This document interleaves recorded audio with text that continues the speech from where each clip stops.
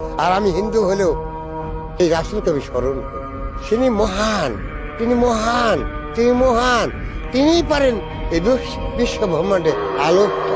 তিনি এক সৃষ্টিকর্তা ছাড়া পৃথিবীতে অদ্বিতীয় সৃষ্টিকর্তা। তিনি রাসূলই সেটা প্রমাণ করে গেছেন। রাসূলের বাণী আমার, আমি যেন কি বলবো, আমি যদি হিন্দু তবে ইসলাম যেন আমায় পথ দেখিয়েছে। শোনা, ইসলামকে আমি ভালোবাসি, ইসলামকে আমি ভালোবাসি। রাসূল তো পথ দেখায় দিয়েছে যেইভাবে। বাহ, আমি সুখী, আমি অনেক সুখী। রাসূলই মহান, এই বিশ্ব ব্রহ্মাণ্ডের মহান। সেটা হচ্ছে রাসূল, মহানবী। তিনি হযরত মুহাম্মদ সাল্লাল্লাহু আলাইহি ওয়াসাল্লাম।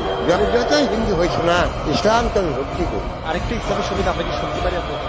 নবী মোর সোনার খনি, নবী নাম জপে যে জন, সেই তো যোদাহানের ধ্বনি।